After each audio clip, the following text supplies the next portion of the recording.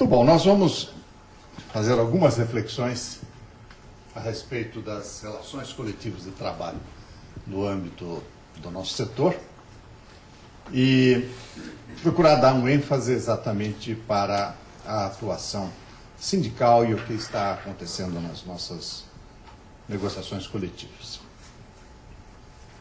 De modo geral, no Brasil, nós temos percebido uma debilitação do movimento operário como um todo. E não somente no Brasil. Com exceção dos grandes movimentos, como agora nós vemos na França, quase sempre calcados na mobilização do funcionalismo público, nós não temos visto no mundo todo nenhuma mobilização ou nenhum fortalecimento de entidades sindicais ou de mobilização operária da mesma maneira que no Brasil. E as razões são várias. Vocês sabem, a reestruturação produtiva. Vamos ver como é que funciona. Ainda não. Está aqui. Terceirização, downsizing, desemprego, desindustrialização, desmassificação, aquela condução do pessoal como boiada, né? Acabou. Hoje o trabalhador é muito mais o indivíduo. A participação nos resultados, a internacionalização das empresas, a utopia socialista que desabou há tantos anos, né? E nenhum projeto foi colocado ideologicamente no seu lugar. Tudo isso levou a uma debilitação do movimento operário como um todo. Isso não só mobilizou, mas deteriorou também o movimento sindical. Seria isso verdadeiro? Quer dizer, o movimento sindical estaria hoje efetivamente deteriorado em função dessa debilitação do movimento operário? Quer dizer, nós sabemos que essas causas são presentes em quase todos os países capitalistas e, no entanto, essa consequência que nós chamamos de deterioração do movimento sindical, no Brasil, levou a uma figura diferente, a um fortalecimento do movimento sindical. O movimento sindical no Brasil está muito mais fortalecido. E por quê? Teriam os dirigentes sindicais uma maior presença junto aos demais trabalhadores, sabendo interpretar sua linguagem mais moderna, essa linguagem do trabalhador mais individualizado, o trabalhador que participa, o trabalhador que não tem mais a ideologia da utopia socialista? Seria o dirigente sindical alguém que soube ler essa aspiração, essa expectativa dos trabalhadores? Eu acredito que não. Eu acredito que o movimento sindical está mais forte no Brasil porque ele soube sair das fábricas da desindustrialização e ir para as ruas, para as lideranças comunitárias e políticas e, efetivamente, para as urnas. Quer dizer, não há dúvida nenhuma que hoje o movimento sindical saiu vitorioso muito mais nas urnas do que nos palanques e nos caminhões das assembleias dos trabalhadores. É muito mais difícil hoje conduzir uma grande assembleia de 1.000, 2.000, 5.000 trabalhadores do que ser eleito vereador numa cidade do interior. E estão conseguindo, os dirigentes sindicais, um sucesso extraordinário nas urnas, haja vista que estamos aí caminhando, né, para o segundo mandato do governo praticamente sindicalista, com todos os nossos ministros, muitos deputados, governadores, etc., oriundos exatamente daquele movimento sindical que estaria sendo debilitado, mas que encontrou um novo nicho de atuação, um novo espaço de atuação através da liderança comunitária, da liderança política. E a evolução dessas posições do sindicato foi muito rápida, né? Nos anos 90, aquela posição adversária, inimiga, sem diálogo, né? Um grande número de paralisações, exatamente a década da criação das centrais sindicais. Depois, nos anos 90, primeiro os anos 80, depois nos anos 90, uma posição ainda grevista, forte, crítica, militantemente paralisadora, mas já muito mais reivindicatória. E depois, agora, a partir do século XXI, nos anos 2000, nós percebemos uma posição muito mais propositiva, muito mais construtiva, com atuação no interior das empresas, com uma busca de maior participação, uma busca de mais parceria, querem ser consultados, querem ser ouvidos. O sindicato está presente, querendo, não mais falando em luta, em contradição de classes, mas muito mais desejando participação, garantia de emprego, melhores condições de trabalho, melhores salários, né? E os sindicatos mudam também nos seus objetivos de luta, vamos chamar assim. Os pleitos hoje são diferentes. Hoje já se discute a questão do assédio moral e as tais metas abusivas, né? O sindicato já quer discutir com os empresários as metas que são colocadas, porque muitas vezes alegam que existe uma violência organizacional ao serem fixadas metas consideradas abusivas, né? E constantemente apontam violações nessa área de assédio moral, né? Vamos passar um pouco depressa, porque... mas acho que vale a pena uma pequena observação. Outro dia o Zé Pastor fez um artigo muito interessante, dizendo que não é possível. O que era objeto de premiação, porque nos levava a um esforço cada vez maior, e tínhamos as nossas medalhas, e tínhamos os nossos prêmios, os nossos troféus, hoje, muitas vezes, no âmbito do movimento sindical, no âmbito operário, está sendo chamado de violência, de abuso, de possibilidade de dano moral, porque na medida em que você premia alguém, na medida em que você destaca o trabalho construtivo e positivo de alguém, você está menosprezando, você está ofendendo, você está roubando a dignidade daquele que não conseguiu atingir a meta, etc., né? Bom, isso acontece, mas a verdade é que o direito à premiação dos melhores, a melhor participação dos melhores, dos que apresentam melhores resultados e melhor desempenho, é óbvio que deve ser um objetivo extremamente importante, e assim tem sido. O que devemos evitar são exatamente os exageros, evidentemente, de premiar, entre aspas, né, com ironia, um troféu abacaxi, prêmio tartaruga, etc., aqueles que não alcançam as metas desejadas. Aí realmente há o risco de uma exposição patronal que eu tenho encontrado algumas vezes. Bom, outros pleitos do sindicato: a tentativa de participação na economia dos encargos sociais trazidos pela participação nos lucros e resultados. Eu costumo dizer que a PLR, essa participação nos lucros e resultados, foi, sem dúvida, a melhor alteração trabalhista, a melhor inovação trabalhista que nós tivemos no Brasil nos últimos 40 ou 50 anos. Ela possibilitou um novo approach, uma nova maneira de levar a empresa a se relacionar com o empregado, do chefe com o subordinado. Ela conseguiu também fazer, ao lado dos outros benefícios sociais extremamente importantes, conseguiu fazer com que o Brasil não tenha efetivamente aqueles 103% de custos para cada empregado contratado em termos de encargos sociais considerados na sua globalidade, né?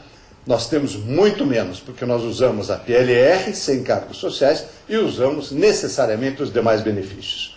Quando o nosso deputado falou na primeira parte do trabalho da manhã que nós pagaríamos até quantias inferiores ao salário mínimo para muitos empregados, e algumas empresas, inclusive, assinariam as carteiras, etc., ao lado da discussão da questão da jornada de trabalho, se é 6 ou se é 8, nós temos a outra questão. Nós sabemos muito bem que a remuneração é outra, a remuneração não é aquela. A sociedade civil se defende dos burocratas, sejam eles deputados, congressistas ou constituintes, se defende da sociedade encontrando as soluções quando ela é abusada. E a sociedade civil no Brasil tem sido abusada com a criação de encargos sociais desmesurados. E como é que ela se defendeu? Ela inventou o benefício sem encargo social, e a sociedade também inventou a participação nos lucros e resultados, né? Ou seja, um salário de R$380, na verdade, esconde no nosso setor uma remuneração verdadeira de 700, 800, 900 e até mais, né? Bom, o sindicato também participa, muitas vezes, a necessidade da participação na regulamentação da remuneração variável, buscando sempre a homogeneização de pagamentos, muito mais de uma maneira corporativa e não individual.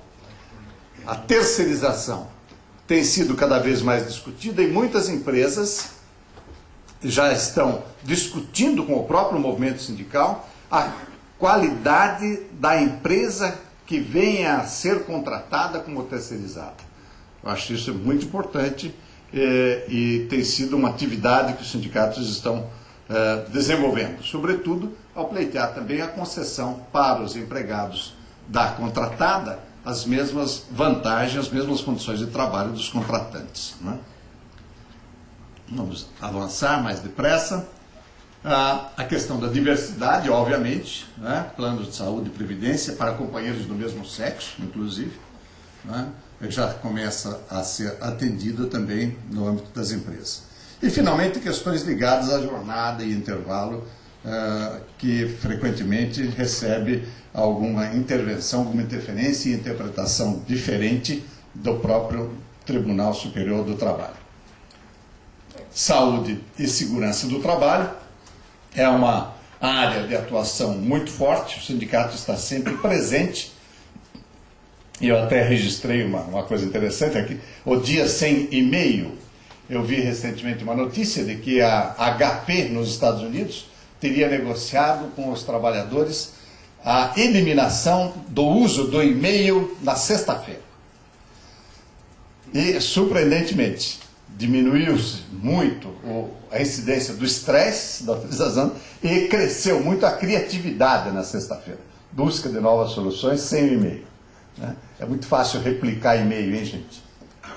Bom, mas quando você tem entidades sindicais menos fortes, menos capazes de mobilizar, você cede espaço para outras entidades que substituem esse sindicato quando ele não tem capacidade de mobilização maior.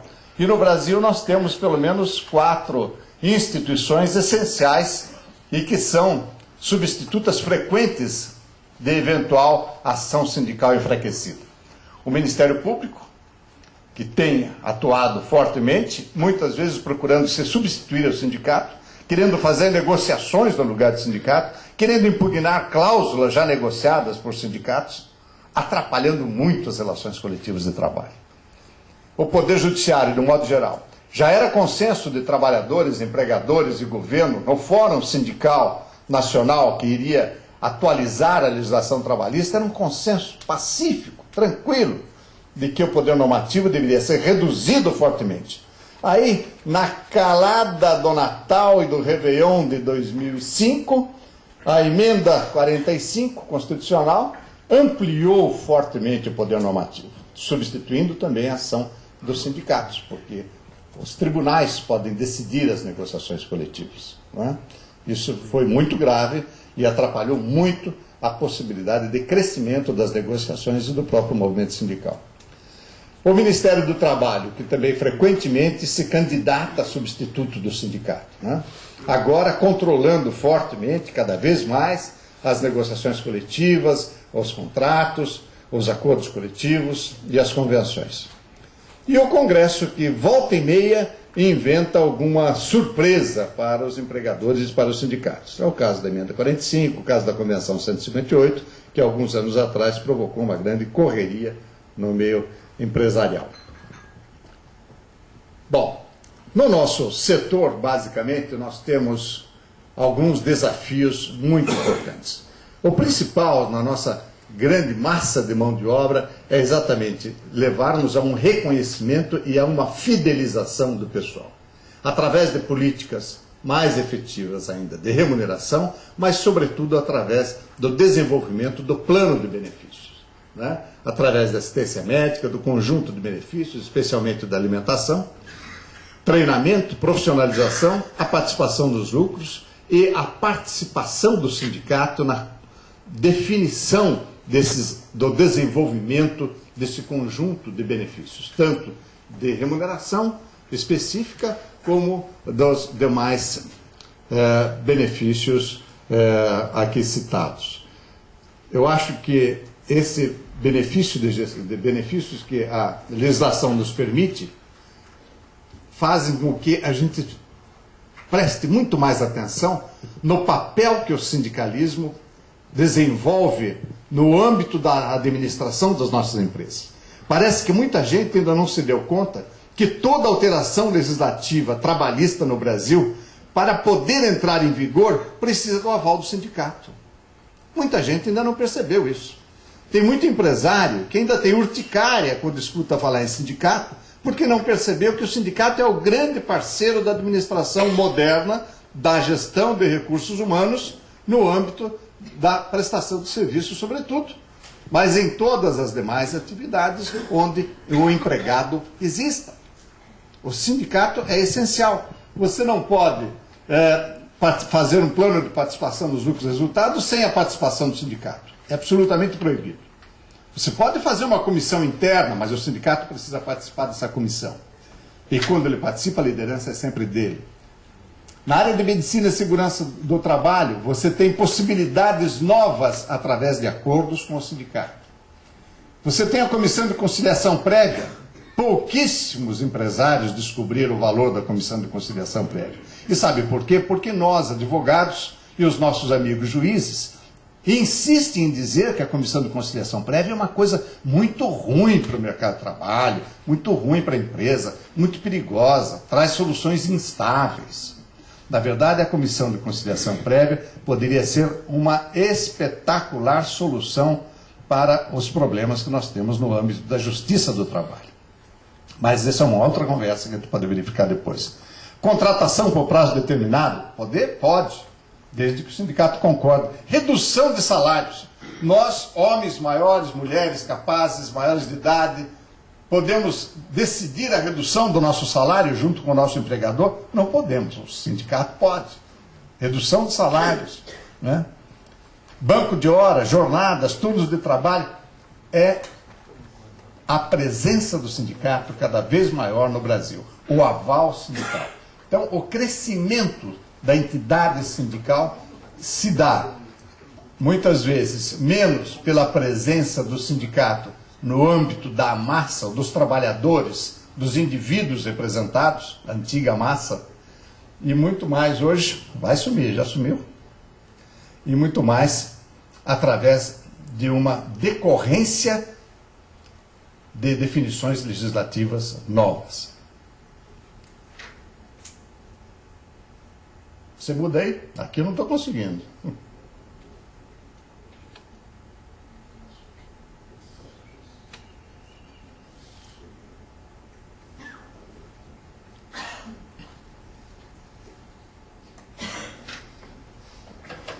No âmbito do nosso setor.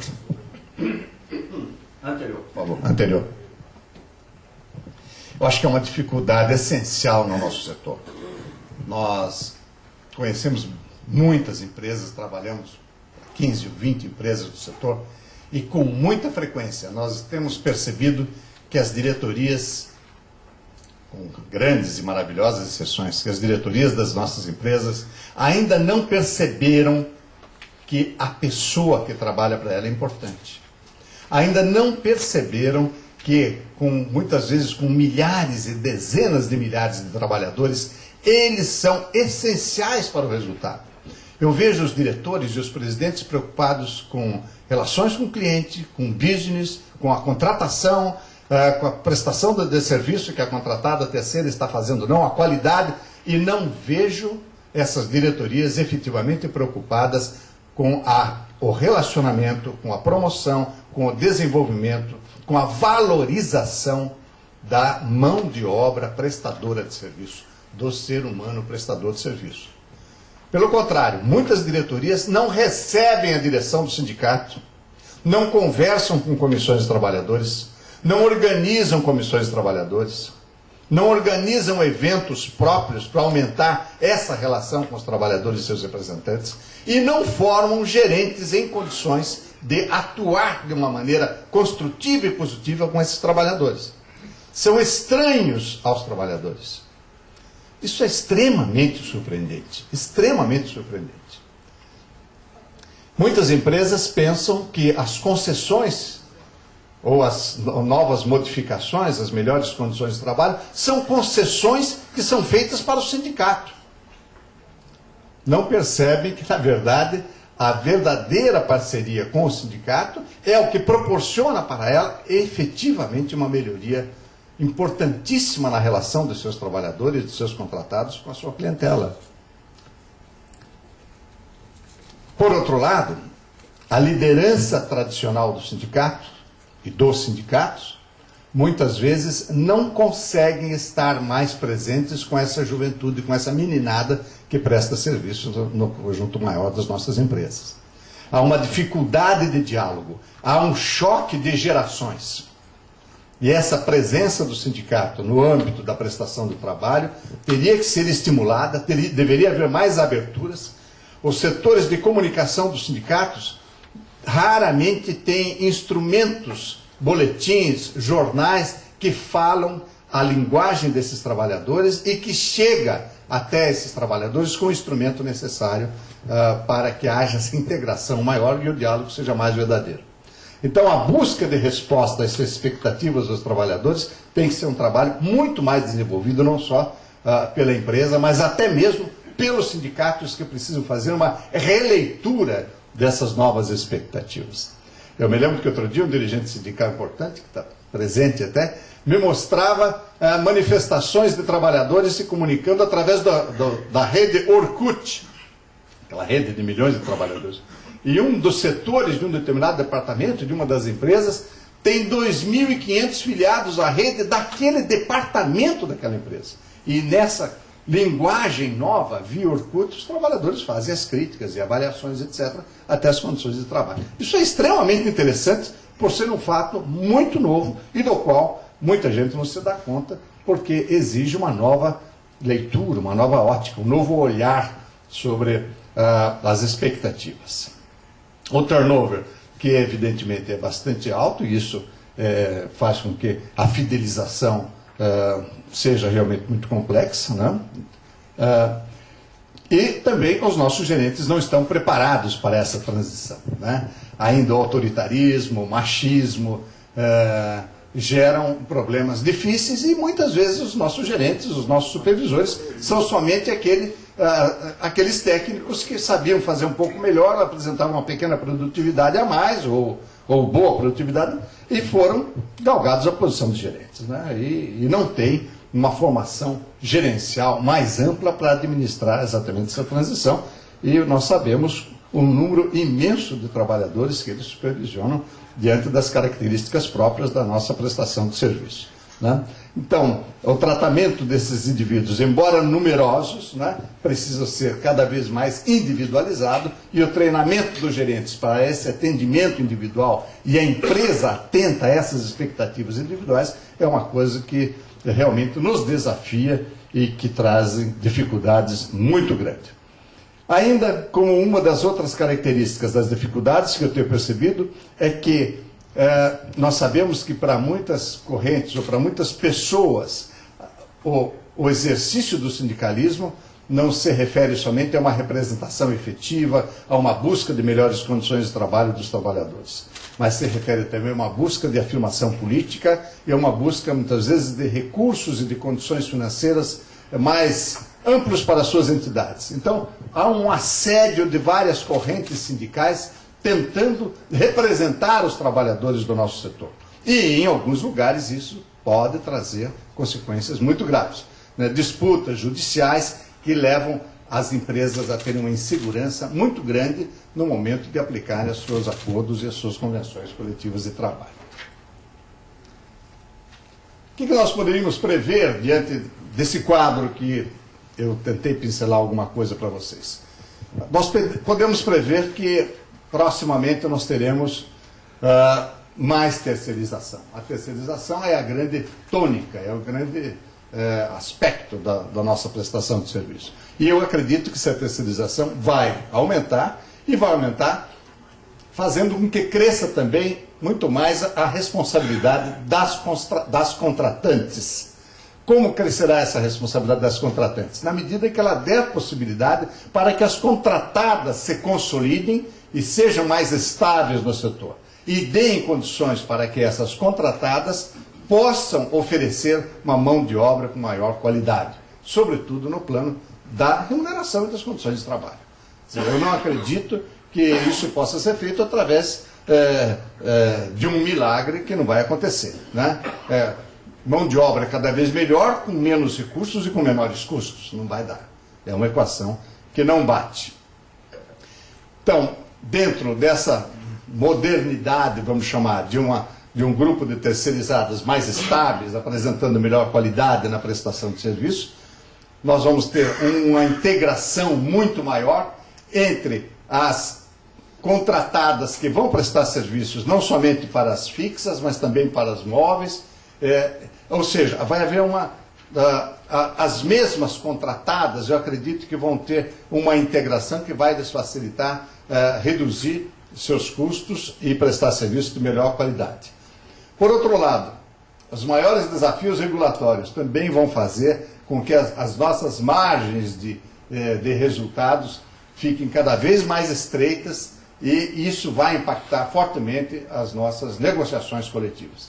Os sindicatos continuam na expectativa de maiores condições de trabalho, o boom econômico deveria repercutir da mesma maneira nessas relações de trabalho, nas condições de trabalho, e, no entanto, esses desafios regulatórios vão fazer com que as margens de resultados sejam impactadas e as consequências vão ser muito difíceis de serem administradas.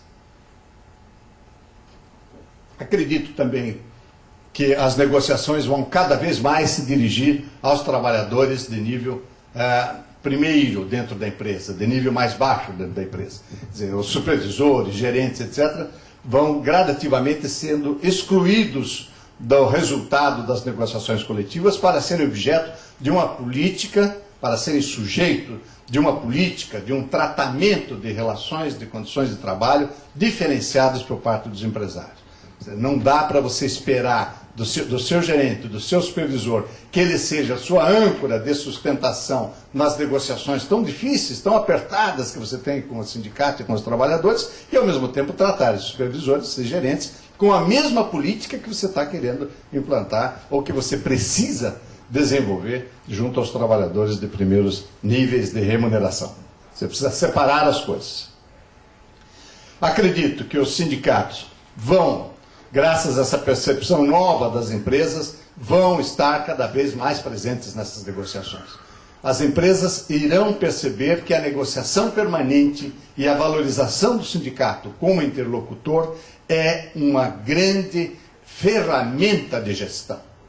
É uma ferramenta necessária. E o sindicato, no Brasil, é o grande caminho, é o caminho necessário, até porque a legislação exige que ele seja um interlocutor. O sindicato não é o inimigo, mas o sindicato é o construtor conjunto de melhores relações de trabalho dentro da empresa. As negociações serão permanentes e, provavelmente, com a economia estável, com a inflação baixa, é muito provável que nós desenvolvamos um processo em que os nossos acordos e convenções vão alcançar um período de 2 e 3 anos, e não somente essa agonia de expectativas renovadas, de ansiedades renovadas a cada ano, com as datas base se acumulando e se acotovelando, tendo em vista, inclusive, negociações em separado de participação dos resultados, participação, definição de condições gerais de trabalho, dos acordos, etc. Então, eu acho que as negociações poderão ser feitas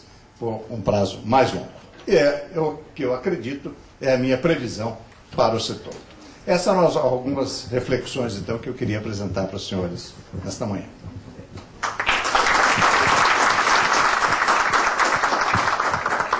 Mesmo. Então a palavra está aberta para quem queira se manifestar e fazer perguntas ao doutor Alencar Naur Rossi. Eu pediria que o senhor desse um destaque da sua percepção da qual é a participação dos sindicatos patronais. A pergunta é boa, viu, porque acho que há um longo caminho a percorrer para que a gente sinta de uma maneira efetiva a presença dos sindicatos patronais colaborando com as empresas nas suas negociações. As empresas fazem negociações basicamente isoladas, né? há alguns esforços para tentar uma integração maior, mas até agora eu acho que há um caminho longo a percorrer para que as negociações sejam feitas em bloco, na busca de convenções coletivas e não somente dos acordos. Eu acho que isso será muito bom para o empresariado e será bom também para o sindicato. Vai haver uma somatória de esforços muito significante. Na prática, no nosso setor, eu poderia dizer que praticamente não existe convenções coletivas. São raríssimos. Se alguém se lembra de convenções coletivas importantes, em que área? Tem? No Rio de Janeiro. No Rio de Janeiro, ótimo. Uma boa experiência que precisa ser difundida e divulgada mais amplamente. Bom, Por que o senhor acha importante? o sindicato tem a possibilidade de trabalhar, assim como o Sindicato de Trabalhadores, de uma maneira mais focada no assunto relações de trabalho. O sindicato pode se especializar mais, pode suprir a carência que as empresas têm quando estas empresas não têm um foco suficientemente desenvolvido ou pessoas suficientemente especializadas para desenvolver as suas negociações. O sindicato suprirá de uma maneira muito forte a carência que as empresas hoje têm no desenvolvimento das suas negociações. O sindicato é, de acordo com a nossa legislação brasileira, também o representante obrigatório de todas as empresas, tanto do lado dos trabalhadores é o sindicato representante compulsório, como também no lado patronal. Nós podemos desenvolver um estudo, podemos desenvolver subsídios necessários a funcionar como o guarda-chuva representativo de todo o setor, de uma maneira efetiva, quando nós tivermos sindicatos realmente reconhecidos pelas empresas como seus representantes. Só gostaria de comentar também que o CITEP, que é o Sindicato das Instalações de Telefone do Estado do Paraná, tem tido uma atuação bastante constante e permanente de diálogo com o Sindicato Laboral, em que pese dificuldade, que foi citada em sua palestra, de certos conflitos de base laboral, de disputa de sindicato que existe, por exemplo, no Estado do Paraná, mas que o Sindicato não tem tido a habilidade de contornar isso e conviver com essa dualidade no contexto no Estado. Doutor Rossi, o senhor falou no assedio moral. Eu não sei se esse assedio moral que o senhor se referiu aí no começo da sua palestra também engloba o assedio sexual. Há algum tempo atrás existia nas empresas uma proibição de que seus diretores entrassem no elevador com uma moça. Que medo, hein? Até isso para poder... Vocês conheciam meus diretores. Então isso hoje já caiu numa bala comum e tal. O que o senhor quis dizer com esse assédio moral? Hoje mudou o aspecto, né? O assédio sexual não foi objeto de uma política muito forte, que o senhor retratou bem, de restrições e de normas.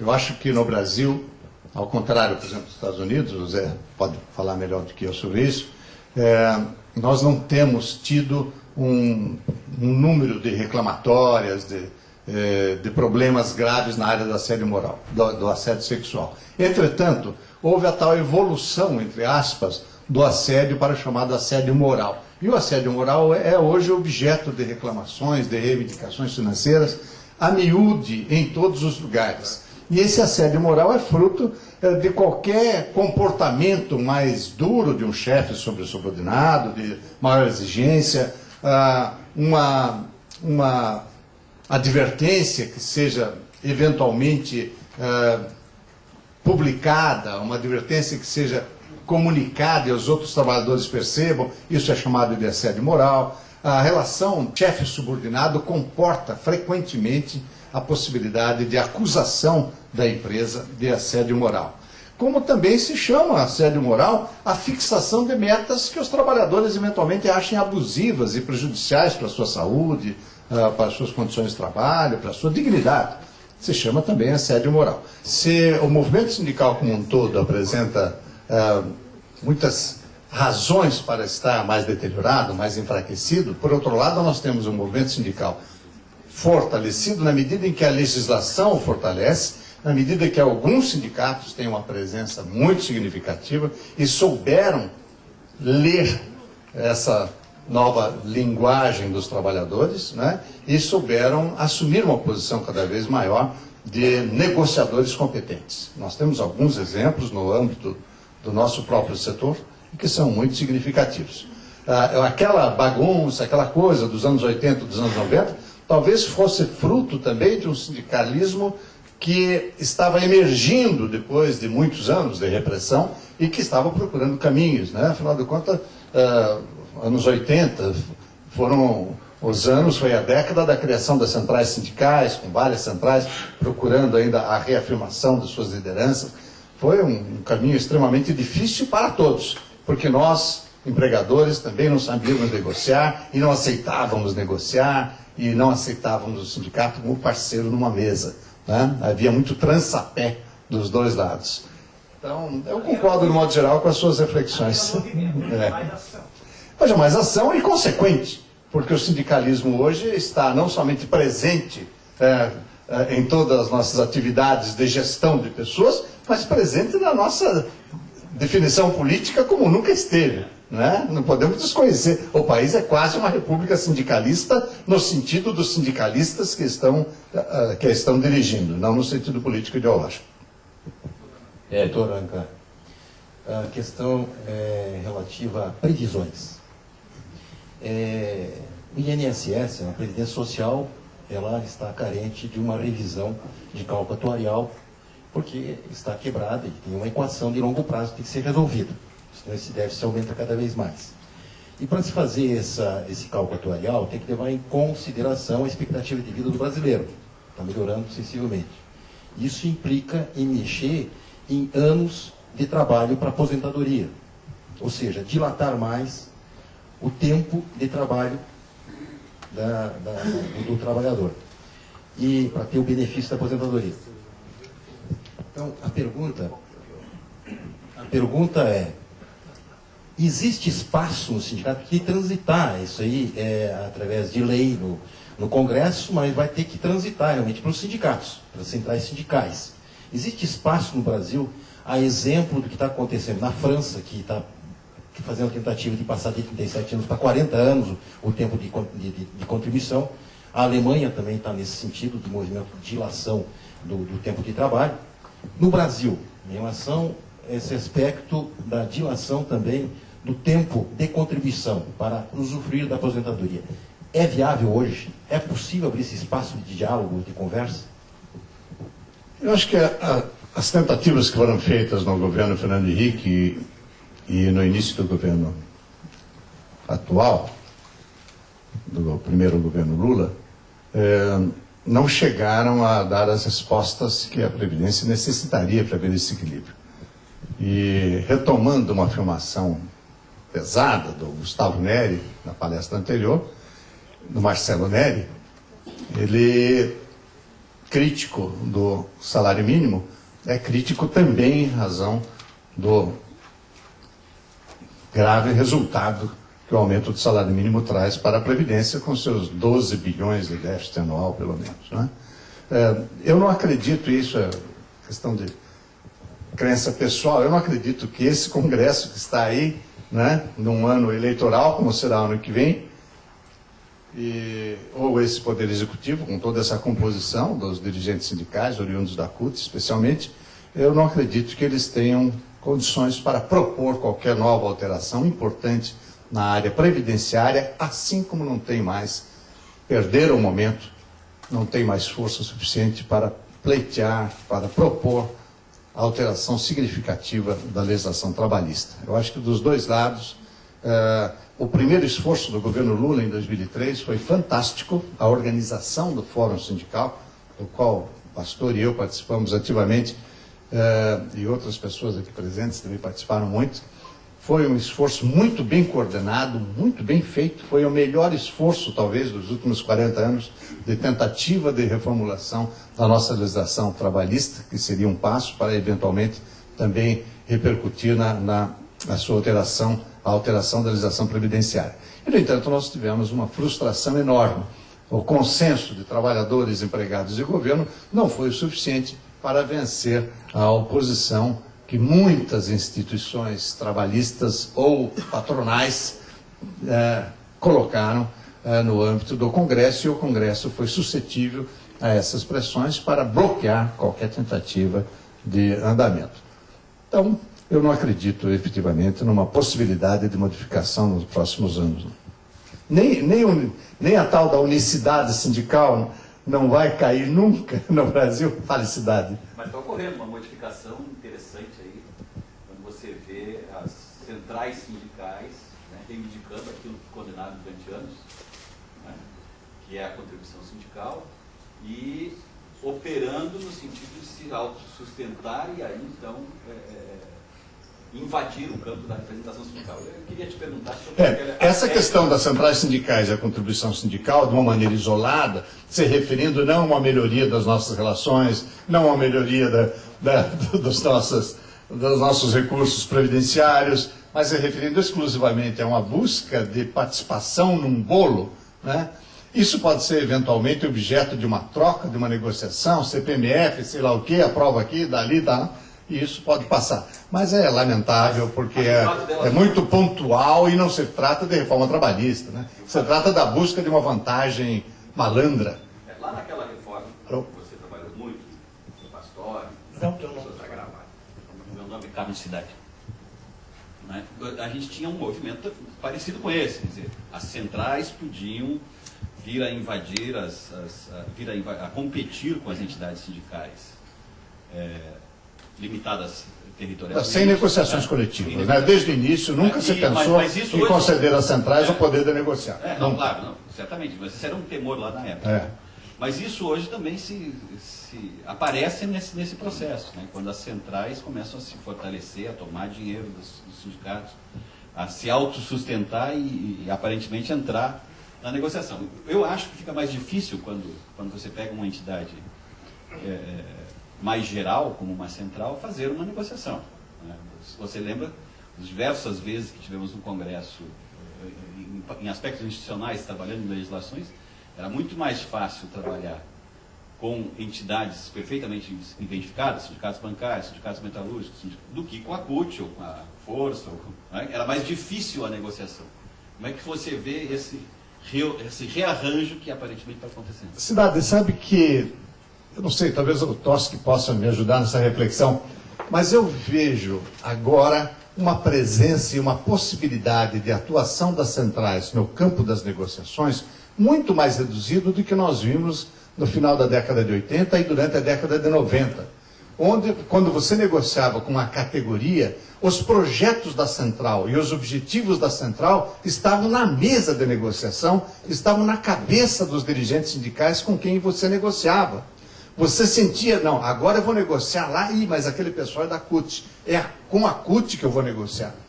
Então, os projetos nacionais, os objetivos mais amplos da central, eram traduzidos em reivindicações fortes no âmbito da mesa da negociação. Hoje eu sinto, e nos últimos anos eu sinto cada vez menos essa presença. Os sindicatos com muito mais autonomia, por exemplo, os sindicatos que nós temos no âmbito do nosso setor, Força Sindical e Central Única dos Trabalhadores, né? Eles são eles mesmos. Não tem na mesa de negociação nenhuma proposta que se refira especificamente a reivindicações da Central Força Sindical, que é a mais importante no âmbito da nossa negociação, ou mesmo da CUT, que tem alguma participação relevante também em vários lugares. Então, me parece que o desenvolvimento das lideranças individualizadas em cada entidade sindical e, por outro lado, o exercício do poder político da CUT, através do PT, desagregou um pouco a busca de projetos objetivos e definidos por parte da central que pudessem ser trazidos com força para a mesa de negociações. Acho que o número de multiplicações, as manifestações da CUT e das outras centrais acabaram muito mais politizadas em busca do poder global, nacional, e não da reivindicação localizada. Mas isso aí não tem atrapalhado esse arcabouço constitucional? Você não consegue avançar com melhorias na legislação. Aí a paralisação é total, né? Mudanças importantes do âmbito da legislação, eu não vejo nada. Nada, nada. Nenhuma. E nenhuma expectativa. Mas você identifica que é apelação desses caras? Como? Você identifica que é apelação desses grupos? Eu acho que o objetivo não é mais esse. O objetivo agora é sobrevivência. É sobrevivência política. A própria questão da extinção da contribuição sindical foi proposta agora lá, então quebra-pau danado. As próprias centrais sindicais que se diziam a favor da eliminação da contribuição sindical estão lá querendo bater nos deputados que aprovaram o projeto de eliminação da contribuição sindical. Aprovaram a emenda do Augusto Carvalho. Vai derrubar. Apesar de que a emenda do Augusto Carvalho não derruba a contribuição sindical, a emenda foi mal escrita. Era justamente o assunto que eu Didier, por favor. Didier Chinchilla do CIDISA. Primeiro, o senhor está explicando que os sindicatos estão se tornando parceiros quase institucionais na sociedade civil brasileira, o que não era, porque o sindicalismo moderno é recente no Brasil desde os anos 80. E, portanto, como parceiro institucional, precisa de financiamento. Se nós juntarmos isso a fatos recentes que aconteceram, por exemplo, na França, a poderosa União da Metalurgia tinha um tesouro de guerra de quase $1 bilhão, dos quais foram sacados por ano em dinheiro vivo, que é difícil na França, 20 a 30 milhões de dólares para facilitar as negociações sindicais. Como que podemos ter no Brasil uma representação sindical mais imune à tentativa de corrupção pelos patrões? Bom, na França nós temos características muito diferentes, né? 20% da mão de obra de trabalho na França é funcionário público, né? E tem uma possibilidade de mobilização muito grande, como nós vimos há 5, 6 anos atrás, e nesta semana estamos vendo novamente. A tentativa de reduzir em 22 mil postos de trabalho, de toda essa enormidade de força de funcionários na França, está sendo o eixo principal dessa mobilização, além de problemas ligados a universidades e a outras fontes de recursos, etc. É privada. Também. Eu acho que no Brasil nós acabaremos caindo na necessidade do autofinanciamento através da contribuição negocial. Eu acho que, muito brevemente, nós teremos uma alternativa significativa de fontes de financiamento do movimento sindical. Eu acho muito difícil a contribuição sindical resistir a essa tentativa de mudança nos próximos anos. Daqui a pouco nós vamos ter a contribuição negocial resultante da contribuição praticamente espontânea dos trabalhadores. É praticamente, né? Faz assembleia, a assembleia decide pela contribuição negocial e todo mundo vai contribuir. Eu não acho que essa solução seja uma solução corruptora do sistema. Eu acho que muito mais corrupta é a solução que mantém a contribuição sindical, porque ao mesmo tempo você mantém entidades fantasmas, entidades que não existem e que vivem somente dessa contribuição compulsória, né? Isso eu acho extremamente negativo e altamente corrupto, né? É uma forma falsa de se fazer sindicalismo. Eu entendo perfeitamente, mas você não está um pouco preocupado se na Alemanha teve o caso da Volkswagen conhecida, na França, um país, enfim, onde a corrupção é de maneira razoavelmente assumida menor do que aqui. Você não acha difícil diminuir o poder financeiro dos sindicatos hoje, que eles estão se tornando um ator importante de negociação? Vamos ser claros, quem tem o dinheiro somos nós.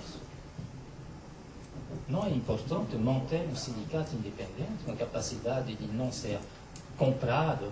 Isso numa visão de longo prazo, onde a sociedade civil funciona numa negociação limpa de mercado. A corrupção é um impedimento à regra normal do mercado. Mas o Brasil inventou essa fórmula estranha de corrupção, não corrupção, que é quem detém o dinheiro. Não é o empregador, não, é a folha de pagamento do empregado. E da folha de pagamento do empregado sai o financiamento para o movimento sindical nacional, desde o Getúlio, lá atrás, que na época encontrou uma formulação fantástica para diminuir a pressão, para diminuir a mobilização. Ele encontrou uma fonte de financiamento legítima, aprovada, etc., né? E que, para aquela década de 40 e 50, foram soluções fantásticas, e depois ninguém mais conseguiu tirar. Fizemos uma Constituinte em 88, e ao invés de reduzir a contribuição sindical, criamos mais uma, né? A contribuição confederativa poderia ter sido uma substituta da contribuição sindical para dar muito mais força e autonomia, sem corrupção, para as entidades sindicais. Mas o Brasil preferiu a solução burocrática. Não, mantém aí a contribuição sindical e acrescenta mais uma, a contribuição confederativa, que já era uma prática que vinha sendo encontrada sob outros nomes, contribuição assistencial, negocial, etc, etc. Mas soluções brasileiras. Então, diferente a solução. Eu não vejo no Brasil um índice de corrupção no movimento sindical tão significativo.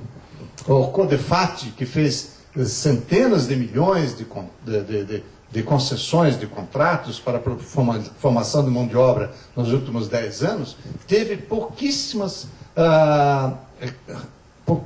processos, pouquíssimas denúncias onde havia a possibilidade de corrupção. Algumas comprovadas, mas raras, de modo que o movimento sindical no Brasil soube se utilizar desse recurso público que foi concedido diretamente. Não, é isso mesmo que eu digo. É bom tirar isso. É bom para nós, patrões, ter sindicatos sem recursos? Olha, nós fazemos no Brasil de uma maneira dupla, né? Nós, ao mesmo tempo que nós concedíamos os recursos, que o governo concedia recursos para o movimento sindical, concedia volumes ainda maiores para o SESI, SENAI, SESC, SENAI, que são entidades dirigidas pelos empresários. Então, há um esforço conjunto de não discriminar um lado ou outro, mas cede para os dois. Muito obrigado, senhores, senhoras. Obrigado.